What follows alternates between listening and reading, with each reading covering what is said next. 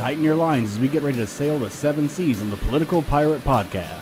Join Captain Ted Yoho and the salty dog John Martin as they search far and wide for the greatest treasure of all, the truth. From local Florida news to nationwide stories and the globe beyond, we've got it all mapped out. Now here's your hosts, the salty dog John Martin and Captain Ted Yoho. Well, welcome to the 3 Ps Political Pirate Podcast featuring yours truly, the old salty dog, and John Martin, and the captain of our pirate ship, none other than Mr. Ted Yoho, and he is live from the Keys in Florida. Good morning, Ted. I'm from the fabulous Florida Keys. Good morning to you, John. Well, I tell you, Ted, it's as we always say, after we do a show twice a week now, and maybe we'll need to go every day here in the near future, but there's never a lack of anything to talk about. And now I tell you the story that's getting some publicity, but it really concerns me because of the ramifications of it all. But right. And we're going to use an LA Times article to talk about this, but Benjamin Netanyahu of Israel has said that Israel plans to take over all of Gaza in a bid to destroy Hamas. So they're ready to take over the final push. And before you get started, Ted, I want to tell you, I got a friend of mine, we've talked about him before, that is super connected to Israel. He's an Israeli citizen, but American now, served in the military and everything else.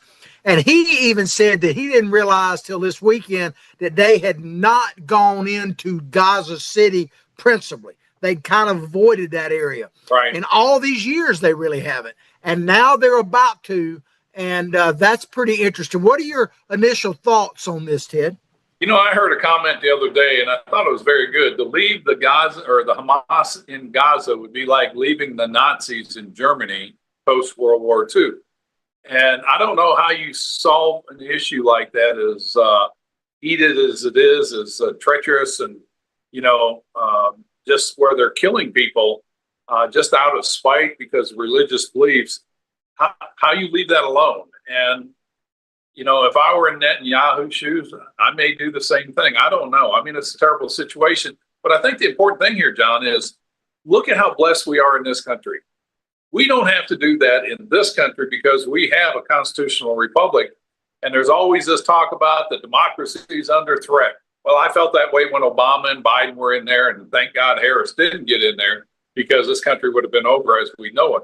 And so over there in Hamas or in Israel and Palestine, they've got to work that out amongst themselves, and we'll see where it goes. Well, I mean, I agree with you. However, I would point out, and you already know this, that in our own streets right now, at our universities, of course, President Trump's trying to battle that. We literally have from the river to the sea, that type of stuff, which means eliminate not only, as you bring up all the time, the infantata. Global. We got a guy running for mayor we'll talk about again in a little bit for New York that says globalize the infantata. And like you've pointed out accurately so, that doesn't mean just death to Israel. It certainly means that, but it means death to all non-believers. All non-believers. So we have a growing contingent, and it's becoming interwoven in the fabric of the Democratic Party that believes in apparently what Mamdani is preaching in New York. It really does. And this is why it's so important for people to read. And I'm going to start a book list you and I talked about. And I think one of the first ones, if people want to really know the mindset of culture like the Muslim culture wanting to take over, it's Samuel Huntington's book, Clash of Civilizations. That book was written in the 90s. What we're seeing right now in the United States and Europe and the European Union, Germany, all these countries around the world, the Netherlands, you're seeing exactly what he described in that book. And you're seeing the rise of the Muslims because they start off at the small local level. Mamdani was a city council member, if I remember. Now he's running for the mayor of one of the strongest cities in America. It's known worldwide. And how can that happen? And that book describes that. And so there is a change going on. There's always going to be change. But the thing that we can't get away from are those basic principles that made America what it is. And those are the founding principles and our core values. Well, you mentioned that about Islamic. I saw a meme on Facebook. And by the way, we now have a Facebook page called Political Pirate Podcast. We're just really cranking it up. So people need to go there, like it, share it far and wide. But there was a meme going around, and it's really true. It says essentially that Islamic, and they're mainly talking about fundamentalists, but they really believe in individual rights and everything else when they're in the minority. They clamor about their rights, and they use especially Western civilization's rights. Like, they clamor about it all the time until they get into the majority. Then they don't believe in that anymore at all. And no, so they believe they have rights, but you don't. Right, but they don't believe in the end. Right, they don't believe in freedom of speech and all that kind of stuff. No, they don't. They don't believe in other religious faiths. And when they're in the minority,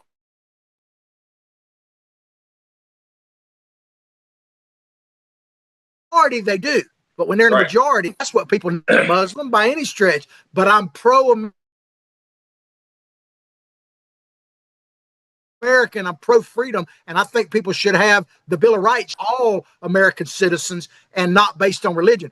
My fear is if they ever actually gain real power in the United States of America, they will try to destroy that. Well, keep in mind, the Democrat Socialist Party of America, that is the one that brought in AOC, that's brought in a lot of the squad members, that brought in Madami, the leader of that, last name is Kagan, how he said that all communists are socialists until they achieve socialism, then they move to communism. This is exactly what's going on. People don't realize it, but it's going on right now. And that's why, I feel it's so important what we do is educating people. This is happening in New York. It's happening in major urban areas around the United States. And it's time for people to wake up. And we're going to talk more about the fight, as you talked about with Governor Hochul, and what's really going on. And it's insidious. It's everywhere. And it's just kind of smoldering. And like you said, they believe in individual rights until they get the power. Then it's their rights, not yours. Yeah, well, back to this article. If you're just joining us, first of all, welcome. But we're talking about the news coming out of Israel from Benjamin Netanyahu, the prime minister, that Israel is about to actually totally occupy Gaza and stay occupying it. And they say that they want to destroy Hamas, and they intend to take full control and to eventually transfer it to friendly Arab forces, whatever that actually means. I'm not sure. I guess those are in the details. But here's the thing, Ted. It says here in this article, LA Times article, expanding military operations in Gaza would put, this is their words, not mine, would put the lives of countless Palestinians and the roughly 20 remaining Israeli hostages at risk, further isolating Israel internationally. And it says Israel already controls around 3/4 of the devastated territory. But the question I have really, Ted, and I'd like to get your opinion on, really, when you think about it, and you referred to the Nazis earlier about in Germany, what choice does Israel really have, realistically? What choice do they have? John, I mean, your life and my life, we've dealt with Israel in the Middle East. I mean, there's been so many conflicts over there. And what choice do they have? They've tried the two-state solution. They've offered that to the Palestinians, I want to say over 7 or 8 times, if not more. Every time the Palestinian Authority or the ruling party, Hamas, which is really not a party, they're a terrorist organization, they've rejected that. They've rejected the idea that Israel as a state has the right to exist. They reject that. It goes back to what you're saying, from the river to the sea. That is popular speak in the pro-Palestinian movements now. And so what choice do you have? If I have somebody that's threatening me, and you think about Iran's death to America, death to Israel, North Korea, death to America, death to, anybody that's around them, at some point when you take them serious, and I think October 7th, 2 years ago, Netanyahu and the Israelis took it serious. And no more. But then on the other side of that, you got to think, well, if they're going to destroy Hamas, is that genocide, or is that a surgeon taking out a tumor that you've got to get rid of the whole tumor? If not, it's going to come back. And so those are the questions people got to weigh in and weigh out on. We don't want to see anybody exterminated. But again, we don't want somebody next door to us that's threatening to kill me and my family. That's just not acceptable. So if they can't come to a peace deal, you think of World War II. The reason that came to an end, especially with Japan, is we bombed the living stink out of them, and they begged for us to stop. And that may be what's going to happen in this next thing. And then they're going to say, you know what, no more of this. And then the Palestinian people will hold their own people in check. So they're like, we don't want any more of this. And that, I think that's where we're heading to. Well, you mentioned we're going to talk directly. I'm going to show you some video in a little bit about World War II and all. But something, and people need to take this, I hope, the way I mean it. From Israel's perspective, now, do they trust America? Have we been great friends to Israel? Most presidents, certainly the one now, Benjamin Netanyahu said, is the best they've ever had, that kind of thing. But you can understand why the Israelis have to be prepared to go alone, even if they're not alone. Because going back to the Holocaust, and I'm not saying the American people knew, but there's plenty of evidence that our military leaders, including the presidents at that time, knew about the concentration camps. And they purposely kind of avoided them. And the theory behind it is that they wanted to take out the Nazis first. They wanted to focus all their efforts on crushing Germany and not trying to liberate the concentration camps, because that would give the Nazis time to keep their war effort going. I can respect that, but from the Israeli standpoint, you look at that and say, well, you knew about it and you didn't do anything for a couple of years. How many Jewish people died in those concentration camps during that time? I mean, it's a tricky thing, but it's reality, and they have to look at that. They really do. Yeah. And, this is the sadness of history, I guess, not history, but looking back over humanity. It's why do we have to have these conflicts? Why is there that kind of lack of resolve to solve these problems without the death and destruction, the inhumane treatment of people? Instead of focusing on the future of where we go, think of how much better off humanity would be if we put that money into research and development, in exploration and cures for new cures for diseases that are ongoing. How much better off would we be if we could get out of that that race of I'm stronger than you and all that? But I think that's just human nature, and we're going to have to live with it. Maybe AI will be the solution. Well, I want to play this video now, and this I want to give people a little heads up on it. Some of these next couple of videos we're going to play are a little graphic, but this is Hamas. This is not too long ago when they released the first, I guess, few hostages they released, and they basically paraded them in the streets and they celebrated it. And I want you to see, because the point I want to make is this is who you'd have to negotiate with. Check it out. Well, before we go there, hold on, Zach. I think he's already playing it. Okay, good. Go ahead, Ted. Go ahead. All right. I want you to look at the destruction in Gaza. Look at those buildings. This is what these people have been living in, and they haven't bothered to fix their own situation. Well, Netanyahu actually said in an interview on Fox News yesterday or day before that a lot of the buildings that you see destroyed were destroyed from within, were sabotaged to destroy them as they were coming in. They weren't bombed. They bombed plenty of it, but a lot of what you see was not actually bombed by Israel.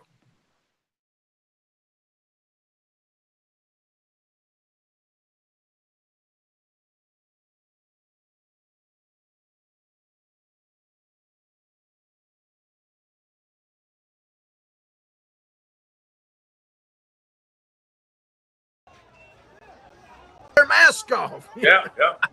They need to be outed. That's such a double standard. Again, they're fighting for what they want.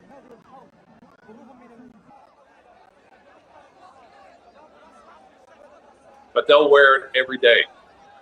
Yeah, and we can end the video there. I just ask people, do you really believe that those guys you just saw in that video Executive Officer of Phoenix Energy. I look forward to you joining us at our next video are just going to peacefully laugh. You know what I mean? They're not going to do that. They're going to fight to the They're fighting for an ideology, and I don't know how you beat that. death. They're going to kill these. Haas released a video of him digging his own grave and starving to death. I mean, we haven't seen scenes like that since the Holocaust. No, we sure haven't. And yeah, and well, let's go ahead and we'll tee up this next video. And I want to warn you, this sold more than 4 million barrels, and we're just getting started. is a bit graphic. This we're liberated. In less than 1 hour, you will learn more about our 9 to 13%. Okay. Well, we're gonna set that up and we'll be ready when our producer is. We got a little tech problem, but this video, if we get to play it, let me go ahead and set it up in case we get it ready. That this is from Austria, and this is when they liberated one of the concentration camps. Let me know when we're ready, if we get it ready. But I'll go ahead and make another point I was going to make, Ted. When I just recently, basically a year ago, went on a Mediterranean cruise, and we were all in the Western Mediterranean, and we went all the way from Morocco up into Spain and everywhere, and Portugal, and everywhere we went. Of course, the Nazi footprint was there, that's for sure. But what was really fascinating to me is every place, some of them going back 1,000, 2,000 years, are places where Jews used to be.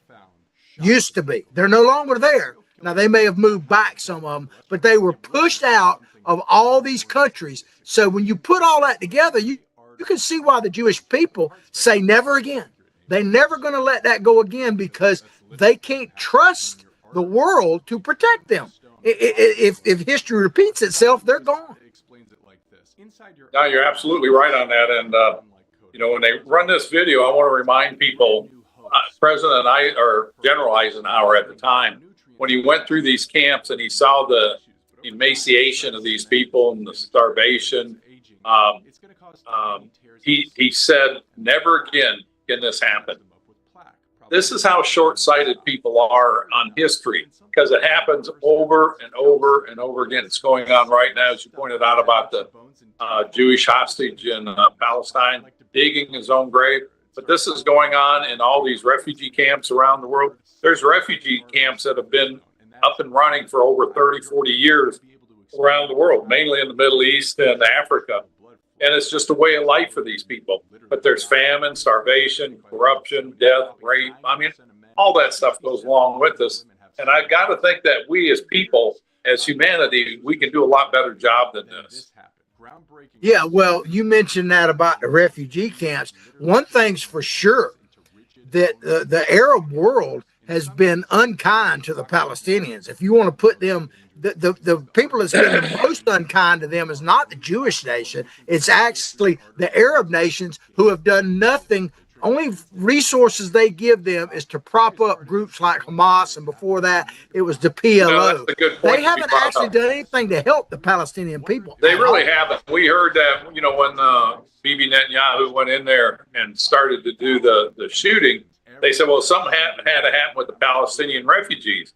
Well, the Arab world said, oh, yeah, we're kindred spirits. We've got to do something. But on the side, they're like, we don't want them in our country.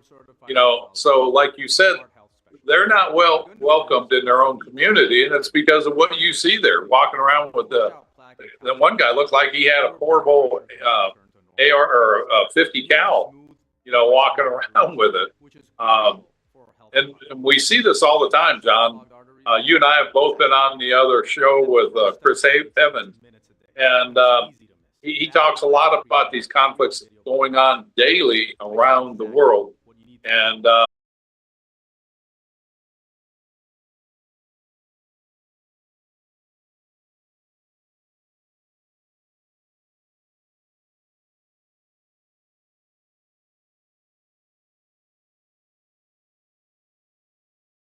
Although the owner of Lewis Oil Company maintains she is 29, Lewis Oil turns 60 years old in June. So Chevron how would will like this to look recognize the North Florida second-generation Facebook family-owned as far business, as celebrating when its it's up there, growth will and there be a staying big gap power. in it? Lewis Oil Company maintains significant There'll be on-hand like two separate supplies, shows strategically coming out. located fuel depots, a delivery fleet, on-site service, fuel card locks, and convenience stores. Lewis But for Oil the Company time being, understands its it'll look like two responsibility in shows the local almost, right? economy by providing service and delivery on demand and in crisis. As a first responder for 18 Florida counties and the Southeast from Texas No, I'm to saying Virginia, we if are someone proud of just this rare tunes in right accomplishment. now. Lewis Oil delivers. This is Ward Scott, and I want to thank all our That's what I'm sponsors talking who keep the show going and pay the bills. Can you Ward Scott Files premium sponsors Yeah, are and then we can re-put Crime it up there. I Prevention understand. Security Systems, you can large edit enough that to gap serve out, you, right? small enough to care. Yeah. Meldon Law, Okay. the only official injury partner of the Florida Gators. The Ward Scott Files Gold sponsors are Lewis Oil Company, Shoot GTR, On the Spot Dry Cleaners, R&R Construction, and Style Cuts. If you are interested in promoting your business on the show, you can visit our website, www.wardscottfiles.com, and click on the Advertise Here banner on the right side of the page, or call my friend Freddie at 352-284-3733. Again, thank you to all the great businesses that support the Ward Scott Files. And remember, if you like the show, thank our sponsors and support the businesses that support us. What you just said is one of the most insanely idiotic things I have ever heard. Everyone in this room is now dumber for having listened to it.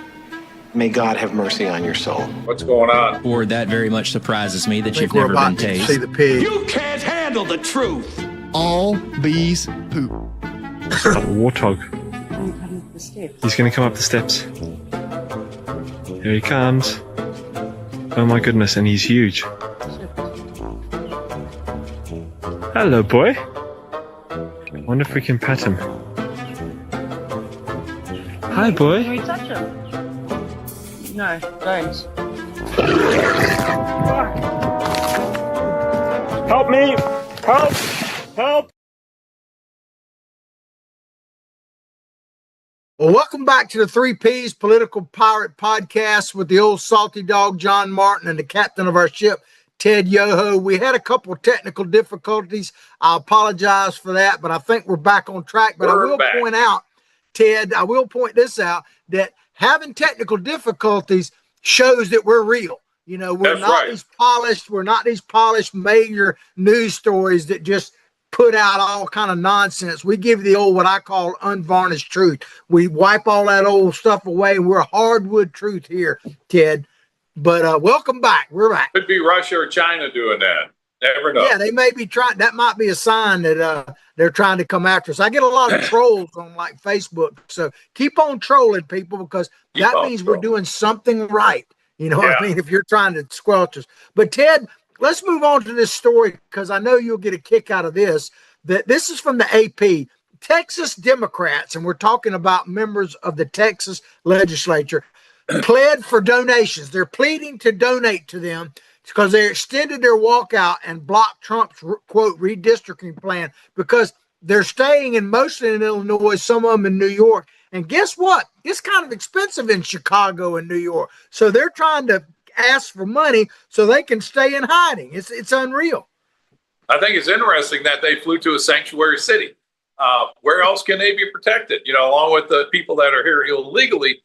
This is typical of what the Democrats do. They do the walkout, and then they plead to people like, "Oh, we can't do our job because those evil Republicans." They did this on the House floor when John Lewis was alive, and AOC's person, Joe Crowley, he was there. They were eating Kentucky Fried Chicken on the House floor, doing a sit-in, raising money in the House. And why Paul Ryan didn't, go after these people, but he tried to play nice with them. You just need to hammer these people. And what they're doing, Governor Abbott going after these people, putting out arrest warrants, working with the FBI, is exactly what they need to do. They do this over and over again. You look at the state house in Wisconsin, that got taken over by the left-wing radicals when Governor Walker was there. They've done this in other states. This is what they do. They get angry because they're not getting their way, and they have these walkouts or sit-ins and protests. When do you ever see Republicans doing that, or people that believe in this country and the rule of law? We don't do those things. I mean, we may protest, but we get active at the polls and we win elections. And this is not what they're doing. They're acting like a bunch of kids that don't deserve to be there, obviously, because they're not solving problems.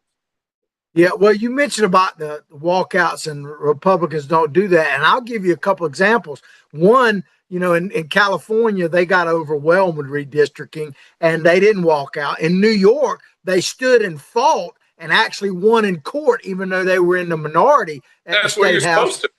And in Florida, Ted, a lot of people don't realize this. Florida is now red, but most of my life, Florida was blue, deep blue, especially at the legislative and governorship and all that. And people say, oh, well, the Republicans gerrymandered Florida now. But here's the point. They didn't quit ever. And Florida turned red under the districts that the Democrats had drawn up. People forget that. The districts, when Florida went red and took over the House and Senate and the cabinet, it was blue districts that they won because guess what? People had gotten so fed up with the Democrats in Florida that they tossed them out and went across party lines and voted for the Republicans. Now, did the Republicans come back and take advantage of that? Absolutely. But the point is they stood there for years, not days or weeks, but years, and kept fighting. And now Florida's red, and I hope it stays that way. Well, that's the way people used to say in Florida. I remember when I moved up here from South Florida, people said, if you want to be able to vote in the primaries, you got to be a Democrat because they did control everything. But, again, that kind of goes back to the motto of our show: educate, motivate, and activate. Yeah, but it says here, look back to this article, and this is from the AP. We're talking about the Democratic legislature members fled from Texas. And oh, by the way, I think the Speaker of the House, if that's what they call him in Texas, is actually a Democrat. It was just kind of odd, but really because there's some bipartisan stuff, some rhino stuff there, in my opinion. But I don't want to get sidetracked. But they're urging other people to fight against this. And listen to this, because you mentioned about they went to a sanctuary. This is Illinois. I'm just going to use Illinois as an example, Ted. The Dems are in. Trump got over 45% of the vote in Illinois in the 2025 election. Over 45%. Now, there are 17 House seats in the state of Illinois. 17. So I don't know, simple math, 45. We'll just say, okay, they should have at least, 6 to 8 seats. Yeah, you would think how so. Many, if you think about the voting, how many they actually have? They have three. There's 3 Republican congressional basically districts in Illinois, and there's one. You want to talk about gerrymandering? If you look at this map that's I couldn't get a good copy of it, but there's a district in Illinois that is the most gerrymandered district I've ever seen. It's like pencil thin, and it covers about half the southern part of the state just to get one Democrat. That was like what are your thoughts on that, Tim? Corinne Brown's seat.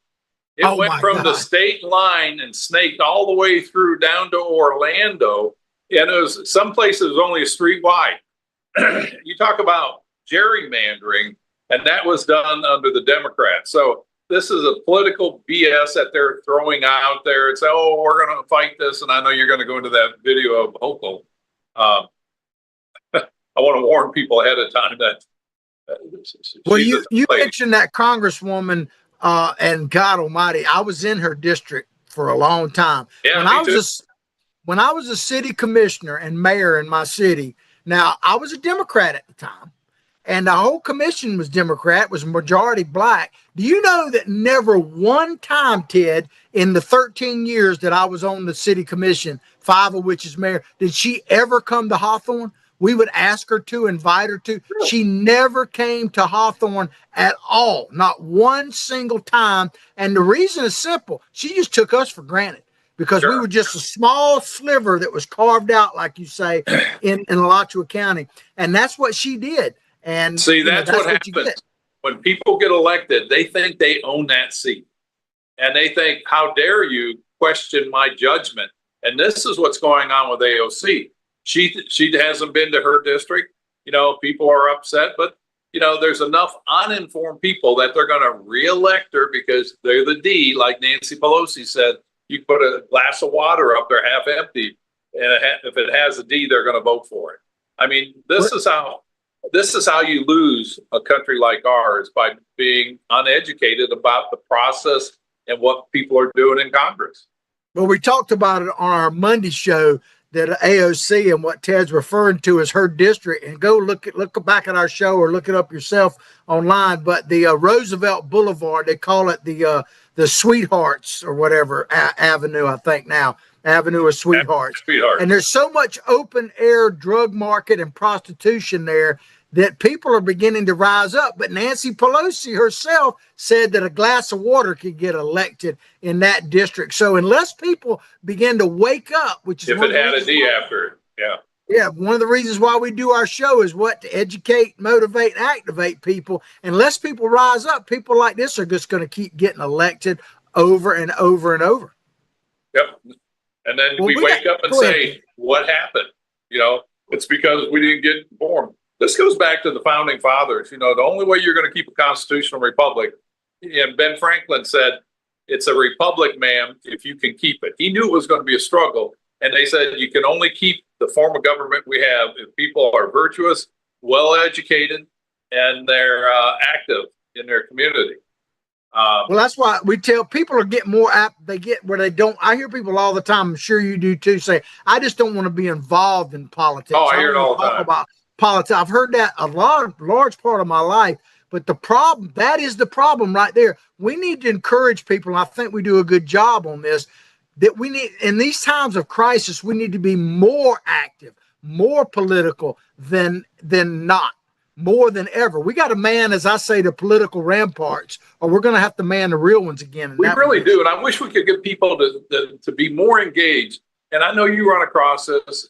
And we travel around a lot, and I ask people, oh, where are you from? And they tell me. I said, well, who's your congressman? You know how many times, and these are well-to-do people, they'll say, not really sure who it is. I've got family members that don't know their congressmen or senators in their own state. And it's like, you know, how can you keep a country going if you don't even know how it works and you're not holding people accountable? So there is a responsibility of us to stay engaged on this. And it's like absolutely. You said, you're like Big Sid, your dad said, you don't get the government you want, you get the one you deserve. Absolutely. Absolutely. Well, I want to play you a video right now, because if you're wanting to know what the Democrats will do if they actually regain power, James Carville tells you what he thinks they should do, and it is pretty alarming. Check this out if we can get that up.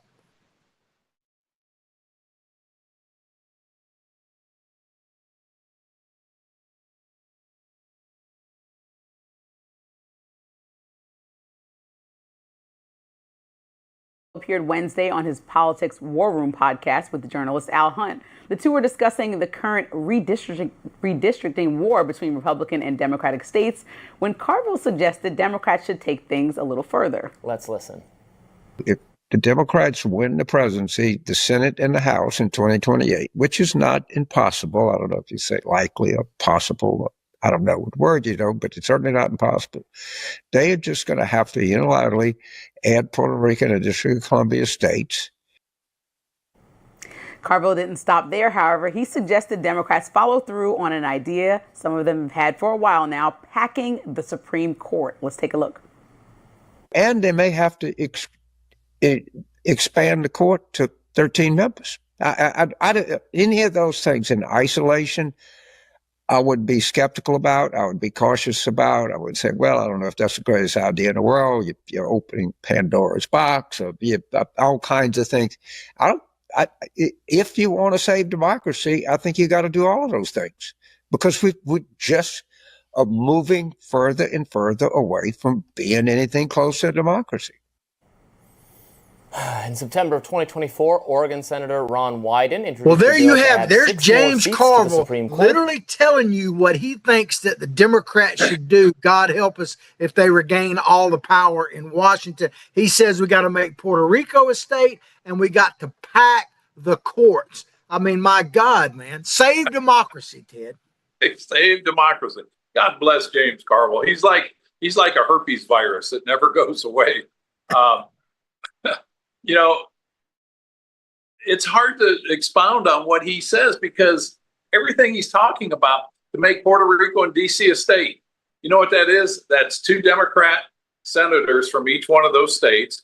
You talk about gerrymandering. D.C. was set up in the original foundation that it's an administrative state. It will not have statehood. And I love what Trump's doing. He's talking about federalizing it and taking it over because Marion Bowser, the mayor up there, is doing such a terrible job. But then stacking the courts.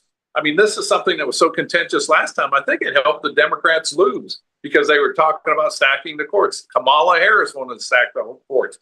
And you talk about a breakdown of democracy. You change the rules to favor you so that you can keep winning elections. This is what they're doing. And remember, during COVID, who was the party that wanted all the mandates? Who wanted those silly 6-foot distancing arrows on the ground?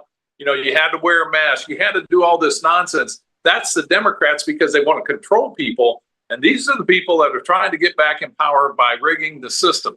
This really is rigging the system. Yeah, absolutely. Well, I love how he says we got to do all of this. He doesn't say it's right. He never says this is the constitutional thing. He never refers to that.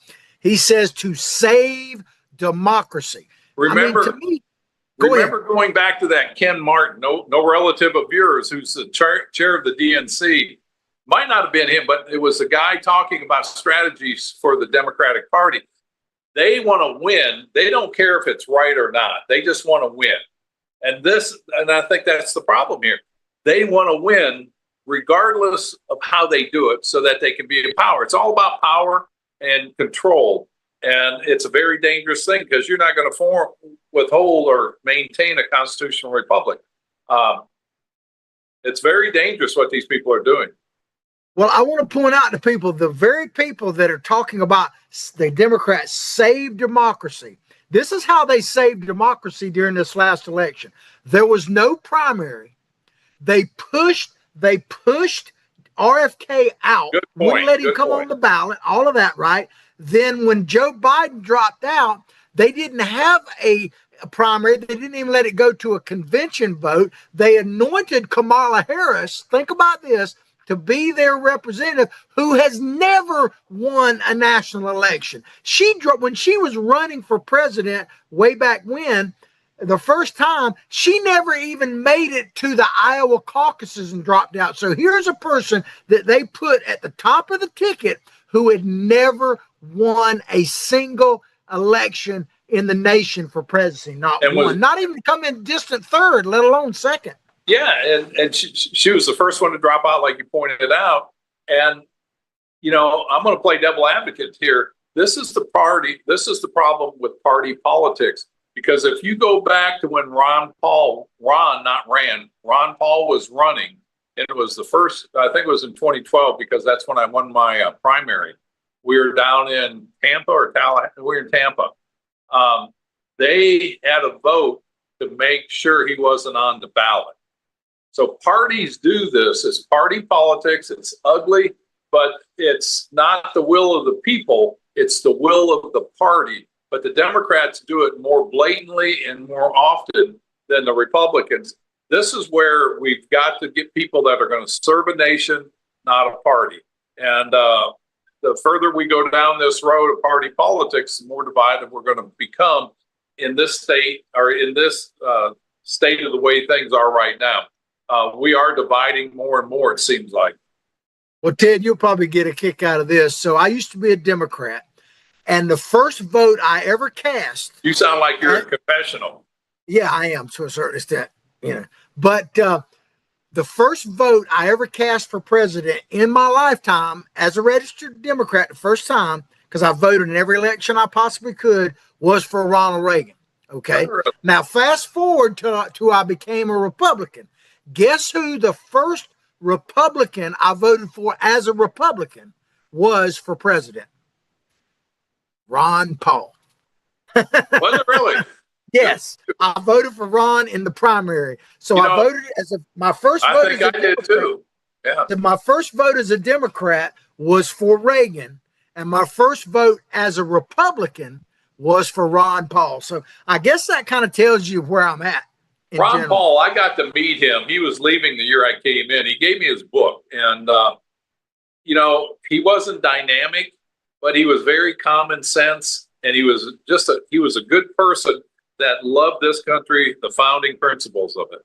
And it's too bad that the establishment, there again, it's the establishment, it's the party of big government is controlling all this. And this is where somebody like Trump came in and just upset the apple cart, and it needs to be upset again and again and again until the people take over the country.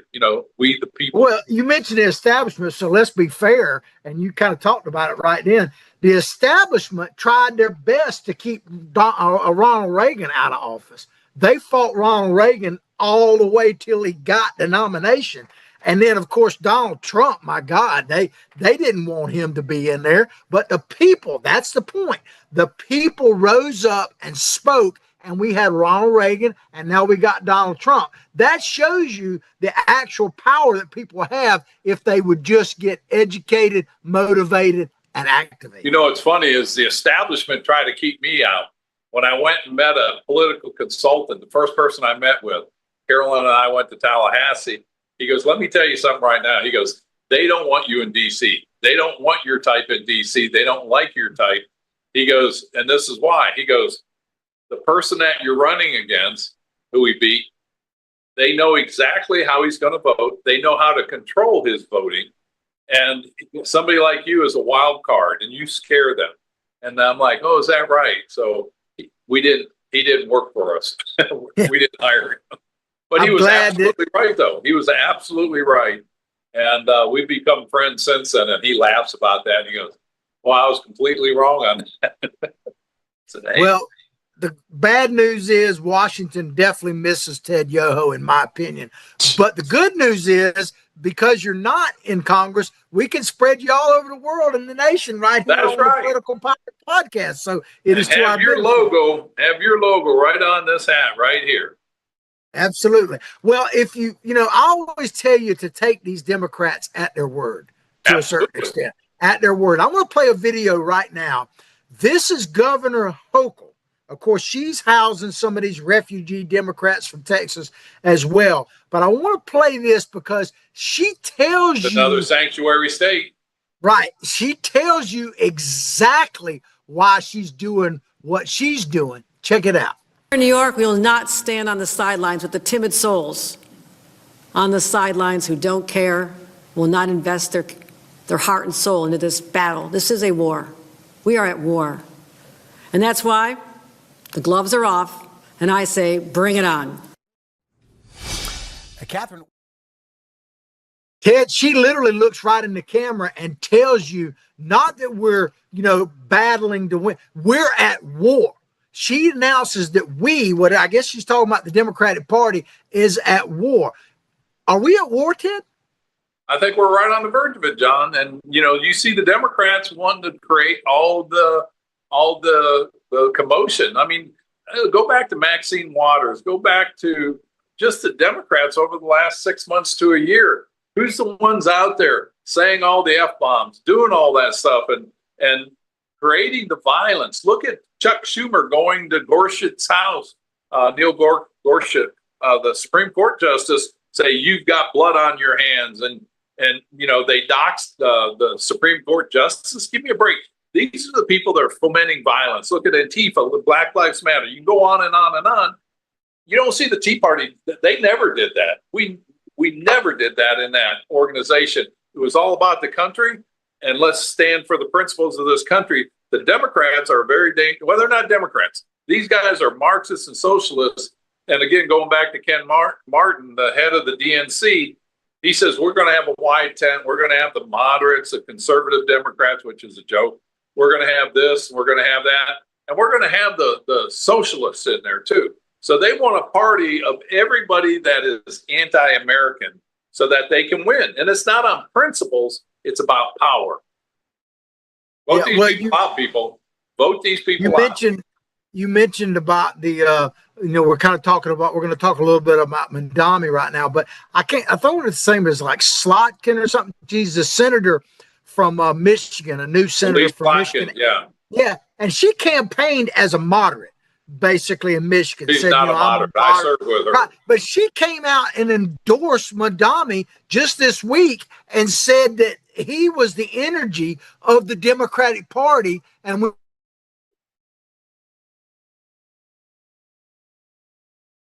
need to get behind him. That's what she said. Yeah, he's the energy. And if you look at his rallies, he's got a lot of enthused people there. Obama had a lot of enthused people. But look at what the transformation that happened when Obama got in there, because he was running on anti-American principles. And that is what Mandani is doing. I mean, there's enough out there to tell you how he's going to govern. And for Slotkin to come out and do that, now keep in mind, she's from Michigan. Michigan, Dearborn is a very strong Muslim group. And so she's catering to her base to keep her position, not to protect the country and the founding principles. And these are the dangerous politicians that are there to serve themselves. And politicians worry more about their next election versus statesmen that worry more about their next generations. And again, the American people need to wake up. And people in Michigan, throw this person out. She doesn't own that seat. You do. Yeah, absolutely. And this didn't make a whole lot of news. But if you want to know what's going to happen when Mandami, if he gets to be mayor, and it looks like he may be, New York, without him being mayor, just decided to fund at the cost of $65 million a homeless shelter just for transgender people. Just for transgender people. That's the only ones allowed there. $65 million. You know, I'm not anti-transgender, but I just don't know if that's necessary. But that's what, think about what you're going to get if he becomes mayor, if they're doing that without him being mayor. New York will change, and you know what, John, this is, I guess I was thinking about this earlier. This really is what America is about. We're the experimental lab of governing, self-governing. And if this is what the people of New York City want, well, by God, get it, but you're going to have to live with the results, and don't look for a bailout from the rest of America. Well, Mandani has come out and said that he vows to be Trump's worst nightmare, and if the president gets involved in it in New York. So we'll have to see that. But here's the thing, and I want to warn people about this next picture. It's kind of graphic, but you want to talk about a nightmare. We got all this Cindy Sweeney stuff going. Check that out. I got to put my blinders on. I apologize for putting that image. Of course, it's Photoshop. We have to tell people that now. But there's a nightmare for you, man. Nancy Pelosi and her jeans. But we only got about 5 minutes left in the show, Ted, and I want to talk about a subject that you brought to my attention, because one of the things we like to do here is occasionally put stuff on your radar screen that the mainstream media may not be covering. And this is about what's happening in the world's oceans and even happening here in the United States. And it comes to you from the Daily Signal, and it's about the Chinese basically overfishing and factory fishing the world's oceans. Talk about this, Ted, and why you think it's so important. Well, John, this is something I with my strong background in foreign affairs and foreign policy, this is something the American people need to be aware of. China, again, this is an example of their overreach and lack of following the world order or rule of law. They have, in this article that I sent you, they have over 57,000 fishing boats spread out around the world. And a lot of those are protected by either their Coast Guard, and their Coast Guard is militarized, or they have Navy ships that protect these fishing fleets. And they go into these areas around the Galapagos Islands, and they're just raping the oceans. They have no regard for the environment. and it just goes on and on again. And they overfish so much that the host country or the sovereign country that the Chinese are fishing in, they lose their fishing resources. And this is something that goes on and on. And this, again, when you buy made in China, this is what we're supporting. Well, I want to give a quick example from this article, and then I want to come back and ask you, what do you think we should do? This is from this article. In late February of this year, Argentina detected 380 Chinese vessels looming in their exclusive economic zone, 200 of which they subsequently discovered had engaged in fishing within that zone. 380 vessels, probably more than the 200, but 200 that they proved were illegally fishing just in Argentina alone. What do you think we should do as a country and as, a leader in the world to prevent this, Ted? I think, number one, they need to come out publicly and denounce us. And a lot of the countries, they sink these boats. I think that's what we do. We sink them. They sunk some in off the Gulf of America not too long ago. It was a Chinese fishing boat, and there were some Mexican fishing boats in our EEZ zone, and they got sunk. And this is what needs to happen. And then there needs to be the outcry from people around the world, like, stay in your own backyard. I don't want you in mine. And again, the biggest thing we can do is hit them economically and just come out and just say, we're not buying made in China. That's why I wrote that editorial. And, when people know the real cost of what made in China is, it's not the cheap product or thing like that. It's you're empowering the Chinese Communist Party, whose main goal is to take over the world and be under authoritarian control. And that's, John, that's not too far from what the Democrats want to do, authoritarian control. And I think the best example of that goes back and look at what happened under the Biden administration with COVID. And look at all the liberal news organizations yelling at people, if you didn't get the vaccine, you deserve to die, and wear a mask, and all that hate that went on, all the people that got driven out of business, all the people that the students that couldn't go to school for a year because of that authoritarian nonsense that didn't need to happen. And they're willing to do it again if they get back in power. I mean, Hochul or Carville wants to stack the court. And it's just, they don't deserve to be in power. Yeah, well, Ted, I think really the solution is that what we're trying to do on the show, we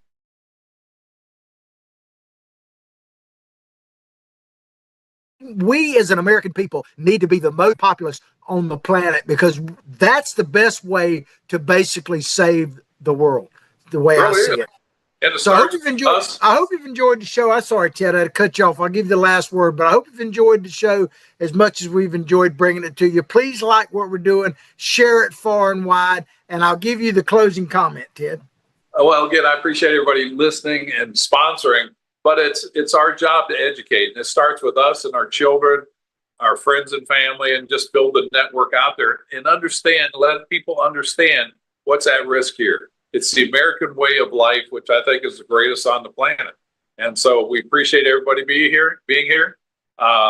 We appreciate you spending time with us, hearing our thoughts. We love to hear your comments, and have a great weekend.